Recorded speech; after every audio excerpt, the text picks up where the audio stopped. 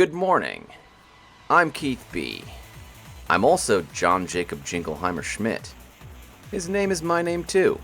Today I'm going to tell you about Bryan Fury. And first things first, Bryan Fury is cool. Okay, I don't know why if you take Rutger Hauer's character from Blade Runner and you teach him kickboxing and you put him in tight snakeskin pants, that's what cool is. I don't make the rules. Like, sometimes you describe something that's cool and doesn't sound cool. Just trust me, Bryan Fury's cool, okay?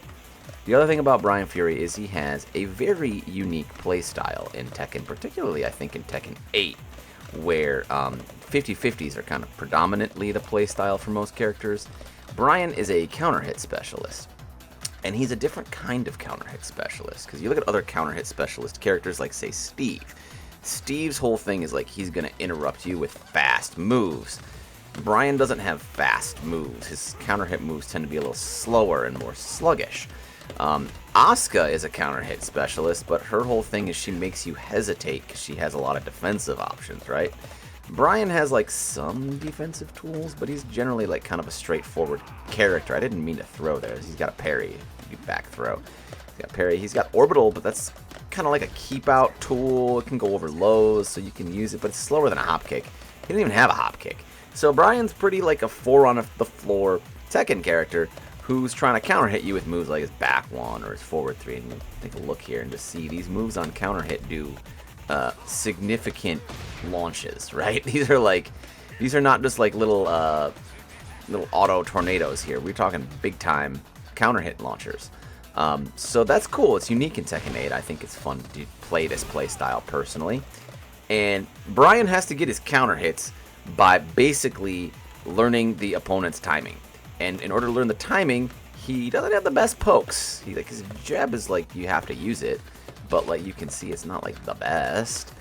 He has a 13 frame mid, but it's -6 on block, so it's not like the best. But it's got really good extensions, including a counter hit launching extension. That's pretty good. So yeah, he's got like, a nice little 15 frame hit confirmable thing that he can do. I'm not a Bryan player. There we go. But like it's all a little bit sluggish. So Bryan's gonna get hit by characters that are more nimble and better at poking and applying lows than he is. And in the process of doing that, you can learn their timing and then set up your big launch. So he's got that kind of brawler style when he's up close, where he just kind of literally has to get punched in the face a little bit in order to set up his counter hit game. And then from far away, he's actually really strong at keep out. He has this gigantic long range counter hit launching mid that is -13, I believe. Yeah, 13. The vast majority of characters in the vast majority of situations cannot punish this, making it just a big, safe option as long as you don't whiff it. If you whiff this thing, you're probably going to die. But it's pretty hard to whiff. Like, it's not that easy to get away from this move. So, very kind of interesting playstyle. Excels at keep out and a very unique style of offense of kind of trading blows and then setting up a big counter hit. And his bag 1 is +4 on block, which is pedestrian by Tekken 8 standards, because there's some crazy plus frames in this game, but he can lay on the pressure with his back 1 and his hatchet kick being +5. Does nice grip of damage for a low poke. So he's definitely got the tools to win, but he plays kind of a basic but interesting style in my opinion. Alright, before we get too far into this, don't forget to subscribe if you haven't already. I'm supposed to write. I don't have a joke. I'm leaving for Combo Breaker in like 6 hours. I don't have a joke. I'm sorry, guys. Okay, so Bryan at mid-range. I mentioned his big thing here is 3+4, right? So we obviously have to figure out what do we do about 3+4. The best way to do that is to record the dummy doing a 3+4, right? And we try to step it. Don't step that way. Step this way. The right will get you away from the 3+4. Now, the tricky thing about Bryan is he has pretty good homing moves. Like some of the better homing options out there. Particularly his 444 is very fast. It's very difficult to step guard mock kick. There's a classic Eris video where he calls Bryan Fury a rule-breaking bitch because of mock kick, because you can't step guard it. Now, this thing no longer counter hit launches. At some point in the game's legacy it did, but it's still a really good homing move. And he's also got his 1+2, which is step guardable, but has like these nice extensions that are pretty powerful. So he can be a little tricky to sidestep at mid-range because of his good homing, but you're generally going to try to step away from the 3+4. The other move they gave him in Tekken 8, which is a really nice pickup for Bryan, is quarter circle back 1. Like, this move is more or less an electric. Like, it doesn't normal hit launch, it only counter hit launches, but it's +5 on block, and it has some nice pushback, so he can set up his keep out game off of it. With the sway back, he can realign. The way that Bryan players are using it is like, again, like kind of timing based. Like, they try to get your timing. Try to get my own timing. There we go. See? So like, it can be a little dangerous to step to the right, but if you do it on the right timing, you're okay. I get hit by this move a lot. It's a really good move. So in general, out here, right is fairly safe, but you got to watch out for stuff like the mock kick. Up close, Bryan becomes a very interesting character, because he's trying to get your timing, he's trying to counter hit you, and if you turtle up against him, he has his hatchet kick that he can go to. And hatchet kick, it cannot be stepped either way. We can sometimes, some characters can sidewalk this. I don't think Bryan can sidewalk his own hatchet. Yeah, Bryan cannot sidewalk his own hatchet. That's like you gotta be like Lily or Alyssa to pull that off. So this move kind of locks down offense in conjunction with like the 1+2 and the mock kick 4-4-4. He's also got his down back 3, another like kind of premium low poke. It's a nice move because it's a high crush low, and while it's -1, it creates a nice little mind game where he can go for a high crush if you try to jab back, or he can go for his wall standing 4 if you do something slower. So it's a nice little option. And again, this is not an easy move to step. It kind of just checks your movement. It doesn't do a ton of damage though, so that's, you can kind of eat a few of these without, you know, dying. So the other pokes that Bryan has that are kind of useful to him is his down forward 1, which at some ranges can be stepped to the right and is slow enough to step guard. If I can set up a step guard, I'll prove that you can step it to the right here. There you go, see? We can step to the right at some ranges, but it's a very tricky move if you know, unless you're playing a character with like advanced sidestep movement like Lily or Elisa. It's a move that you kind of have to step guard because it is a little bit slower. And so it's another one of those things where he can change the timing to try to catch you. And then he's got his down forward 2, which can be stepped to the right, but it will stop you from going left. So like, generally, Bryan's just trying to force you to go right so that he can hit you with something that tracks, either a timing-based option or just one of his fast homing moves. So simple character, right? But also effective character, because if the Bryan player is really good at figuring out your timings and catching your sidestep and landing his counter hit options, it can feel like a really uphill battle. There's nothing quite like fighting a really good Bryan player, and that is even more so because Bryan has some really high execution wall oki that he can go for. And if you know anything about Bryan in tournament, his legendary Taunt is something that is often talked about on commentary. And so the Taunt, it's an unblockable mid. It gives him his install power up here, which we'll talk about later. And if he wants to, he can cancel this Taunt. And if I were to do it correctly, I did it like 20 times. There we go. Plus 16. So at plus 16, he can land guaranteed follow-ups. For example, I can just do like a simple string, or like make a simple punishment string, right? But that's not what makes Bryan crazy. What makes Bryan crazy is if you have, like, let's say, high execution, then something like this becomes a combo. And why is that crazy? Because I'm bad. I'm not a Bryan player. I'm sorry. How did that not come out?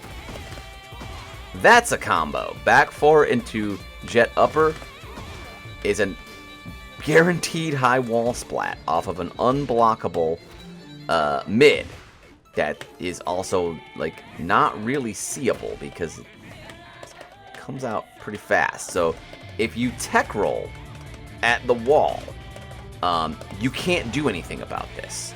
There is zero option if the Bryan player goes for his wall Oki and you tech roll, you just eat this and you eat this. And then you probably just died. So that's scary. He can also just do in the mid-range here, if he were so inclined, like let's say you were just not backdashing because you were just like gonna chill. He could just dash up and do taunt in a jet upper. I definitely cannot land this, but I'll show you what it would look like. If I was a good Bryan player, that would be a combo. I promise it's a combo. You can go look up Ty, look up Tony, look up Jimmy Tran. They can all do that. Rello, another good Bryan player. I used to play a lot. I haven't played a lot recently. Every Bryan player I know can do this shit, okay? I know people are like, oh, it's super hard to do.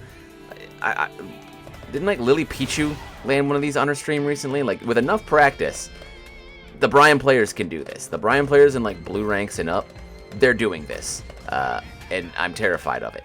So I've been hit enough times by like tech roll into taunt back 4 into I'm dead that I am very, very cautious about how I get up. So like, how should we get up at the wall against a competent Bryan player? Number 1, don't tech roll unless you don't trust that they have the execution to land the taunt back 4. If you think, well, they're just gonna screw it up and then I'll be fine, then you can. But if they land it once, I consider that proof that they're gonna be consistent, right? You've earned it. So then you have to stay on the ground. You can do like delayed side roll. You can do sort of like you want to roll away from the wall generally. He has different Oki options. Bryan is actually not that good at hitting you on the ground. Like if I were to just like turn off his wake up options here, if I just like do this, right? I want him to just stay on the ground. Yeah, not set. There we go. And then we knock him down, right? Bryan has this soccer kick, but it's very inconsistent about landing. I think, yeah, once they're on their back, like, there are places where this just doesn't work. I'm not doing a good job of convincing you of this. They might have improved it a bit in Tekken 8. But you notice his hatchet doesn't hit grounded at all. I swear, Bryan players all complain about that. I see, there it was. The soccer kick sometimes whiffs for no reason. So Bryan players have been scarred from whiffing this punt and then dying. So a lot of them just go for back 4. And if they land back 4, you just slide away and then you can get up. So that's a pretty safe bet to make, is to stay on the ground. You can go for delayed side roll away from the wall and then start mixing up your wake up options from there. But tech roll is not it against a good Bryan player. Please consider momentarily engaging with this consumer encouragement video from our robot overlords at YouTube. Here at YouTube, we know everything about you, and we're disgusted. So his taunt install, he gets it from anytime he does his taunt. He gets this little fire thing. He also gets it in heat, and it powers up a few different moves. His 3+4/2 becomes like a chargeable, like normally his it's like this, but with the taunt install, it gets this kind of guard breaky thing. He's trying to block this, like, is the idea here. Like, he's trying to block +9. So it doesn't actually like guard break, but it does give him +9. And then you kind of have to guess on, is he going to fully charge it, or like is he just going to let it rip, right? kind of like think like Fakumram. The other thing that he gets, this will guard break on the wall though. Like if I hit them into the wall.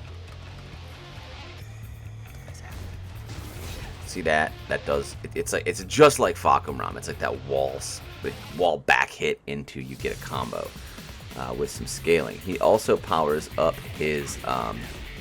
The other one that he can get powered up is his forward 2-1 string, where he can do forward 2-1-2, which does not guard break, but has like extra extensions that he wouldn't normally be able to do. He doesn't normally have that forward 2-1-2. It's -2 on block. Another one that he gets is his up forward 2, which I don't think changes at all on block. It becomes -12 on block. I think that's actually just the same. I think it just does more damage now that I think about it. Yeah, it's exactly the same frames as I thought. And it just does extra damage, so like as like a wall ender, you can go for that. And then the other one that he gets, which is actually the best one, is his 4-4-1+2, which is not only powered up frame advantage, going from -9 to +5. This also works like Heihachi's old parry, where he will absorb a hit of it. Yeah, see how he absorbs the hit and then punches me. So he does take damage from that, but kind of adds to his brawler style, his style of like getting hit to, you know, get his offense in on the opponent. So that's the install. Last thing we got to talk about is some of his key unsafe moves. Number one thing, you have to react to Snake Edge. 29 frame low launcher. He ain't supposed to have a 50-50 like this, so you gotta block that. It is the original Snake Edge. It is the name brand Snake Edge. If you go down the move list, that's actually what it's called, so definitely block that and punish it. Another very important one to punish is going to be his down forward 2-3. Bryan players send this a lot. It's slightly delayable and -13. So a lot of people will jab punish this. You want to take your full 13 frame punish if you have one, otherwise take your 12 frame punish. If he finishes his down forward 1 sequence, it is -15. Every other hit of this after the first is -10. So a lot of times Bryan players will like to just send this as if it's safe. And it's just a mind game of whether or not they're going to finish. I would say for people online, wait it out and try to punish that -15. That's probably going to be your best play to make early. Bryan's forward 4-1 is a gigantic natural hit launcher that Bryan players will just throw out for funsies. And it does force crouch and is -13 on block. So you have to do your while standing 13 punish. Another move that Bryan players love to throw out like it's safe is quarter circle back 2-4. This string is, it's been debated on the Bryan Twitterverse before, but it is not hit confirmable. It is a natural combo, but it's mid-high. So if he wants to try to get the follow-up hit, which Bryan players tend to be pretty greedy with this string, he has to send the high. So you can look for this elbow and then duck the high kick and get a launch. In general, Bryan is a pretty safe character. He doesn't have a ton of punishable stuff. There's other strings and stuff, but they're kind of fringe. So I think that is going to do it for my little guide on fighting against Bryan. If you like this, then please go ahead and slam that subscribe button. Don't ever say that again, Keith. Don't ever say that again. Nobody watches this part of the video anyway. Like, everybody just either goes on to the next video or, like, I don't know, just goes to bed. Maybe you fell asleep. Maybe I woke you up because now I'm talking in a different cadence. Why are you still watching this? Go do something. Anything. Watch another one of my videos. I have guides on a bunch of characters.